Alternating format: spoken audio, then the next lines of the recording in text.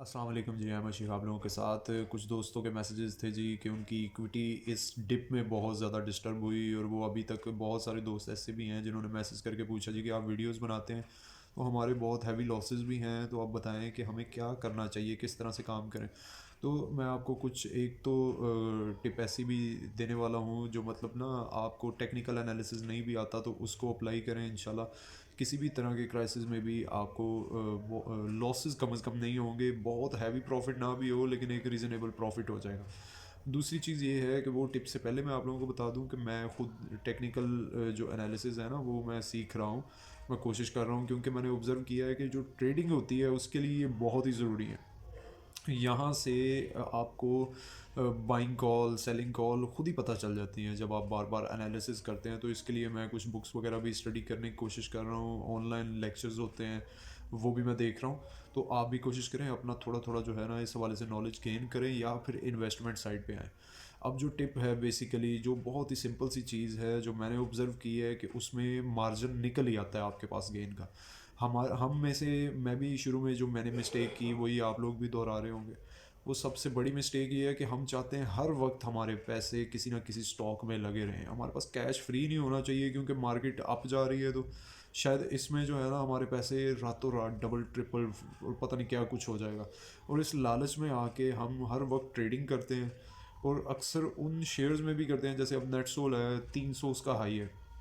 अब क्या तुक बनती है आपकी मेरी कि अब जब 280 85 पे आए, 90 पे आए या 250 पे आए तो उस वक्त हम एंट्री लें। और 300 की उम्मीद में जी 40 50 रुपए का गैप है, और जी हो ही जाएगा। अब वेट भी ना करें, अब चाहें जी कि रातों रात या उसी दिन कैप ज़रूर लगे क्योंकि हमने एंट्री ले ली है। लेकिन होता क्या है कि उसने करेक्शन भी लेनी होती है, उसने डाउन भी आना होता है। तो आप सबसे पहले वो स्क्रिप्ट चूज़ करें जो आपके मिजाज के मुताबिक है, क्योंकि कुछ लोग होते हैं वो पेशेंस के साथ होल्ड कर लेते हैं शेयर्स, कुछ होते हैं वो कहते हैं नहीं फौरी फौरी सब कुछ हो जाए। तो अब आपने सबसे पहले मिजाज के मुताबिक एक वॉच लिस्ट बनाएं अपने शेयर्स की। सेकेंडली आपने किसी की बाइंग सेलिंग कॉल नहीं लेनी।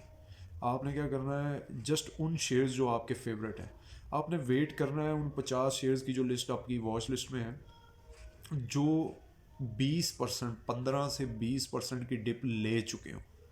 15 से 20% जब मार्केट में बेशक वो हाई साइड से बेशक वो हाई साइड से हो या बेशक वो एक रूटीन में क्लोजिंग के बाद जो है वो 20% तक की डिप ले लें। हाई साइड से लें तो 20%, अगर वैसे रूटीन की क्लोजिंग के बाद डिप आए तो फिर आप 15 से 17% के दरमियान भी। अब ये होता है कि बहुत टाइम भी गुजर जाता है कई बार कि जी वो किसी शेयर के आपके फेवरेट शेयर ने जी वो तो हाई साइड पे जा रहा है, उसने कहाँ 20% की डिप ली है। तो फिर आप इस टेंशन में जो है ना दोबारा से एंट्री ले लेते हैं हाई साइड पे। तो जब कोई शेयर 15 से 20% की डिप ले लेता है उसके बाद चाहे जितनी मर्जी मंदी हो, बस ये शर्त है कि कोई ऐसी बड़ी न्यूज़ या पुअर रिजल्ट ना आया उसका, इस वजह से ना उसने इतनी बड़ी डिप ली हो या कोई बैड सेंटिमेंट्स ना बने हो। नॉर्मल सिचुएशन में अगर इतनी डिप ले ले तो आप उसमें एंट्री ले लें। उसके बाद आप सेफ साइड पे खेलें। फिर भी आप जब 10 से 12% का गेन मिल जाए तो आप फ़ौरन प्रॉफिट टेकिंग करें, फिर सुकून करें किसी और शेयर में इतनी डिप आने का। और दूसरी ऑप्शन ये है कि अगर आप इंट्रा डे करते हैं तो फिर टेक्निकल्स के बगैर बिल्कुल ना करें। अगर टेक्निकल्स के बगैर करते हैं तो फिर यही है कि जब आपको पता हो कि एक शेयर अप जा रहा है उस पोजीशन में एंट्री लें जब आपको पता हो कि 1 या 2% अप जाएगा ही जाएगा। तो वो आप 1 2 रुपए की ट्रेड लेके उसके बाद एग्ज़िट करें सेफ साइड के लिए, और फिर कोशिश करें दिन में सिर्फ और सिर्फ एक ट्रेड लिया करें जिसमें आपको 2 3 रुपए 4 रुपए जो जितना आपको एक्सपेक्ट कर रहे हैं मिनिमम पॉसिबल उसमें आप बचत ले सके। तो इस तरह से मैं उम्मीद करता हूँ कि ये जब आप डिप पे बाय करने की पॉलिसी बनाएंगे तो कम से कम आपका लॉस नहीं होगा, इक्विटी स्टेबल रहेगी, प्रॉफिट हो सकता है आपको महीने में कोई लाख रुपए के पीछे जी समझ लें कि आप 10,000 रुपया मुश्किल से बचा सके, लेकिन ओवरऑल आपको कुछ ना कुछ बेनिफिट ही।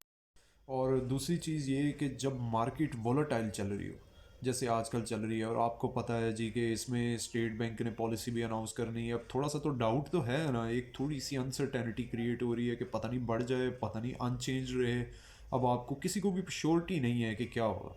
ज़्यादा चांसेस बेशक यही हैं कि जी स्टेबल रहेगा अनचेंज रहेगा इंटरेस्ट रेट, अभी तक की यही न्यूज़ चल रही हैं, लेकिन इसके बावजूद थोड़ी सी भी अनसर्टेनिटी आ गई तो फिर आप यकीन करें कि ये जो बड़े प्लेयर्स होते हैं ये अनसर्टेनिटी का फ़ायदा भी उठाना चाहते हैं।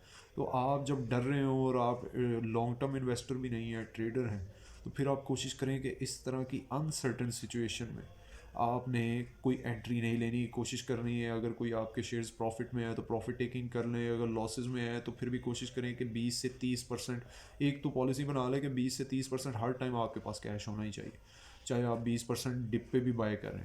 तो दूसरी चीज़ ये है कि जब इस तरह की सिचुएशन हो तो फिर कोशिश करें कि 10-20% मज़ीद कैश आपके पास आ जाए।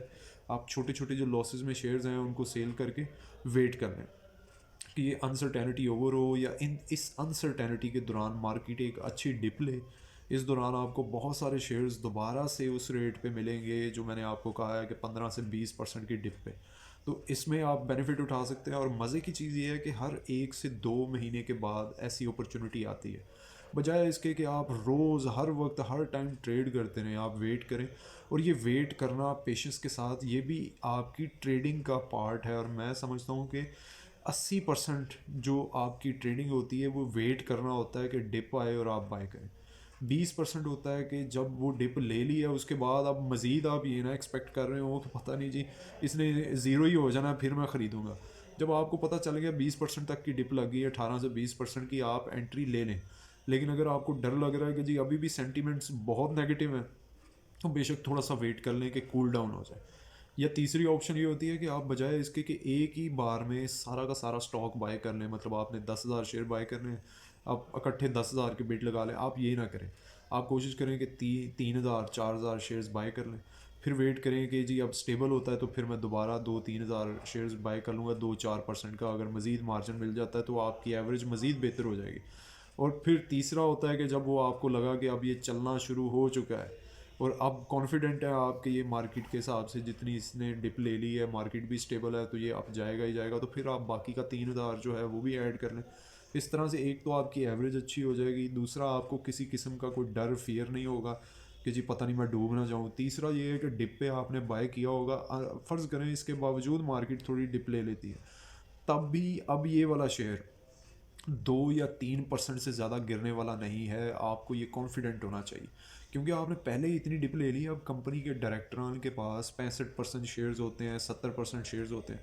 वो तो नहीं ये चाहेंगे कि उनकी इक्विटी पड़ी पड़ी जो उन्होंने अपनी वेल्थ बनाई हुई है, अज्यूम की हुई है कि अब वो शेयर्स बेचें अपनी कंपनी के, उनको इतने अरब रुपया मिलेगा, अब वो रह गया जी 1 अरब 2 अरब, तो उनको आपसे ज़्यादा टेंशन है। आपके पास सिर्फ 8-10 हज़ार शेयर्स हैं, उनके पास कई लाख शेयर्स हैं हर डायरेक्टर के पास। तो उन्होंने भी अपनी कंपनी को और शेयर्स को स्टेबल रखना होता है। इस वजह से बजाय इसके कि 1-1 2-2% पे भी परेशान हो जाएं, आप ये स्ट्रेटजी बनाएं, इस पे कॉन्फिडेंटली काम करें। इंशाल्लाह बगैर टेक्निकल्स सीखे भी आप थोड़ा थोड़ा अर्निंग करेंगे। बेशक महीने में 2 महीने में एक ट्रेड मिल जाए, लेकिन मिले वो इतनी डिप वाली और अच्छी मज़े की डिप मिले, उस पर आप देखेंगे कि आपको पूरे साल में इतनी अर्निंग होगी। और अगर आप हर टाइम ट्रेडिंग में रहते हैं और लॉस में रहते हैं, टेंशन में रहते हैं, एक तो ना आपको सुकून मिलेगा, रातों को नींद नहीं आएगी, आपकी इक्विटी भी कम होती रहेगी। तो इक्विटी कम करने की बजाय ये जो रातों रात अमीर होने की सोच है ना, ये लालच है, इसको ख़त्म करें सुकून से, कि जो काम रहते हुए अपनी वर्किंग करें। इंशाल्लाह आपको इसका कोई ना कोई बेनिफिट ज़रूर मिलेगा।